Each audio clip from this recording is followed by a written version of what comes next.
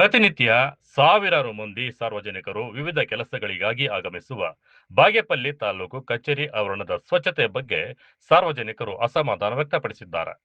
ತಹಶೀಲ್ದಾರ್ ಕಚೇರಿ ಸುತ್ತಮುತ್ತ ಕೆಲವರು ಬಹಿರಂಗವಾಗಿ ಮಲಮೂತ್ರ ವಿಸರ್ಜನೆ ಮಾಡುತ್ತಿರುವುದರಿಂದ ದುರ್ವಾಸನೆ ಹರಡುತ್ತಿದ್ದು ಸಾರ್ವಜನಿಕರು ತೀವ್ರ ತೊಂದರೆ ಅನುಭವಿಸುತ್ತಿದ್ದಾರೆ.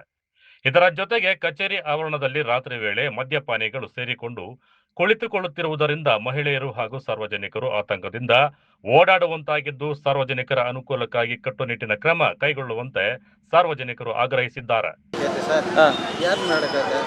ಸುಮಾರು 15 ವರ್ಷದಿಂದ ಹೋಗ್ತಾ ಇದ್ದಾರೆ.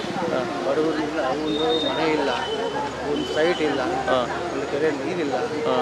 ಪಾಪ ರೈತರು ಹಾಳಾಗ್ಬಿಡ್ತಾ ಇದ್ದಾರೆ. ಆವತ್ತಿನಿಂದ ಇವತ್ತುವರೆಗೂ ಏನೂ ಇಲ್ಲ.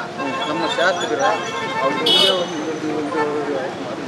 ಅಲ್ಲ, ಈಗ ತಾಲೂಕು ಆಫೀಸ್ ಹತ್ರ ಯಾಕೆ ಇಷ್ಟೊಂದು ಗಲೀಜು ಆಗಿದೆ? ನೋಡ್ಕೊಳ್ಬೇಕು ಸರ್. ಅವ್ರ ಕಚೇರಿಗಳಿಲ್ಲ, ಅವ್ರ ಅಧಿಕಾರಿಗಳಿದೆ. ಅವ್ರಿಗೆ ಯಾರು ಏನು ಮಾತಾಡಿದ್ರು ಅವ್ರು ಮಾತಾಡಲ್ಲ. ಯಾರು ಮಾತಾಡೋರು? ಮಾತಾಡೋದು ಯಾರು ಇಲ್ಲ. ಯಾರನ್ನು ಮಾತಾಡಿದ್ರೆ ಈವರೆಗೂ ಅಲ್ಲ, ಇಲ್ಲಿ ಏನು ಮಾಡ್ತಾರೆ? ಹೋಗಿ ಈ ಕಡೆ ಹಿಂದೆ ಎಲ್ಲ ಏನು ಮಾಡ್ತಾರೆ ಸರ್? ಏನು ಮಾಡ್ತಾರೆ ನೋಡಿ, ಏನು ಮಾಡ್ತಾರೆ? ಏನು ಕೆಲಸ ಒಳಗಡೆ ಹೋದರೆ ಕೆಲ್ಸಕ್ಕೆ ಹೋದರೆ ಮಾಡಲ್ಲ. ಇಷ್ಟೊಂದು ಗಲೀಜಾಗಿ ಇಟ್ಕೊಳ್ಳಲ್ಲ. ಇಲ್ಲ, ಯಾರು ಮಾತಾಡಂಗೆ ಇಲ್ಲ.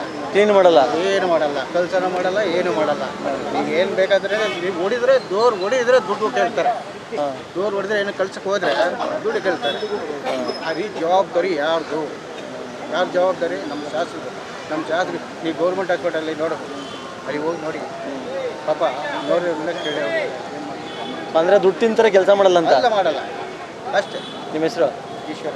ಓಕೆ, ತೊಳಿ. ಏನು ಬಾಗೇಪಲ್ಲಿ ತಹಶೀಲ್ದಾರರ ಕಚೇರಿ ಆವರಣದಲ್ಲಿ ಸ್ವಚ್ಛತೆ ಕಾಪಾಡುವುದು, ಬಹಿರಂಗ ಮಲಮೂತ್ರ ವಿಸರ್ಜನೆ ತಡೆಯುವುದು ಹಾಗೂ ಅಕ್ರಮ ಚಟುವಟಿಕೆಗಳಿಗೆ ಕಡಿವಾಣ ಹಾಕುವುದು ಸಂಬಂಧಪಟ್ಟ ಅಧಿಕಾರಿಗಳ ಜವಾಬ್ದಾರಿಯಾಗಿದ್ದು ಇದನ್ನು ನಿಭಾಯಿಸುವಲ್ಲಿ ತಹಶೀಲ್ದಾರ್ ಮನೀಷಾ ಎಡವಿದ್ದಾರೆ. ಇದರಿಂದ ಸಾರ್ವಜನಿಕರ ಕೆಂಗಣ್ಣಿಗೆ ಗುರಿಯಾಗಿದ್ದಾರೆ. ತಾಲೂಕು ಕ್ಷೇತ್ರ ಬಂದಿದ್ವಿ. ಚಿಕ್ಕಬಳ್ಳಾಪುರ ಡಿಸ್ಟಿಕ್ ಅಲ್ಲಿ ಬಾಗೇಪಲ್ಲಿ ಒಂದು ದೊಡ್ಡ ನಗರ ಇದೆ. ಈ ತಾಲೂಕು ಆಫೀಸು ಆವರಣ ನೋಡಿದ್ರೆ ಇಲ್ಲಿ ನಿಂತ್ಕೊಳ್ಳೋಕ್ಕೂ ಸಹ ಇಷ್ಟ ಆಗಲ್ಲ. ಅಷ್ಟೊಂದು ಗಬ್ಬು ನಾರ್ತಾ ಇದೆ. ಈ ತಾಲೂಕಿನ ಶಕ್ತಿ ಕೇಂದ್ರ ಇದು, ಶಕ್ತಿ ಕೇಂದ್ರ. ಈ ಶಕ್ತಿ ಕೇಂದ್ರ ಇಷ್ಟು ಶಿಸ್ತಾಗಿ ಇಟ್ಕೊಂಡಿದ್ದಾರೆ ಅಂದರೆ ಇನ್ನು ತಾಲೂಕನ್ನ ಯಾವ ರೀತಿ ಇಟ್ಕೊಂಡಿದ್ದಾರೆ ಅಂತ ಅದನ್ನ ಹೇಳೋಕ್ಕೂ ನಮಗೆ ನಾಚಿಕೆ ಆಗುತ್ತೆ.